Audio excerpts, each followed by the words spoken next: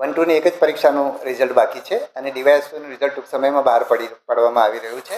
અને આપણે આ બધી જ પરીક્ષાઓ અમારા માટે સૌથી વધારે પડકારજનક છે, કારણ કે આપણે 1-2ની એક પરીક્ષાનું પરિણામ જે પરીક્ષાના જે મૂલ્યાંકન છે એની હાઈકોર્ટની અંદર એને જે પડકારવામાં આવેલું એનો આયોગે વિગતવાર અભ્યાસ કર્યો છે.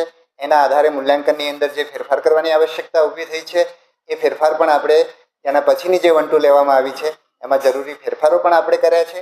એના કારણે ઇવન એ 1-2નું પરિણામ પણ જે છે હજુ બીજા 4 મહિના જેટલા લાગશે. જે ઓક્ટોબરની અંદર આપણે જે 1-2 લેવામાં આવી છે એનું પરિણામ પણ હજુ બીજા 4 મહિના જેટલો સમય લાગશે. એની ઉમેદવારને હું એડવાન્સમાં જાણ કરું છું, કારણ કે એમાં જે પ્રશ્નો ઉઠ્યા હતા એ પ્રશ્નોને એડ્રેસ કરવા માટે અમે ઘણા બધા વિચારો કર્યા છે, ઘણો બધો અભ્યાસ કર્યો છે અને એના પરિણામે અમે એક નવી વ્યવસ્થા ઊભી કરી છે. અને અમને આશા છે કે હવે મૂલ્યાંકનમાં કોઈ પ્રશ્ન રહેશે નહીં.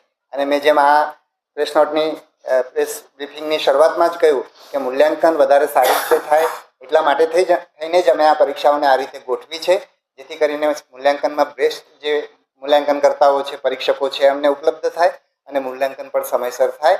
અને ભૂતકાળમાં ઉમેદવારો એ જે ફરિયાદ ઉમેદવારોએ કરી છે એવી ફરિયાદ ઉમેદવારોને રહે નહીં એ માટે પણ આ રીતે થયું છે. અને જે ડીવાયએસનું પરિણામ પણ અમારે જે એમાં સમય લાગ્યો છે એનું પણ કારણ આ જ છે.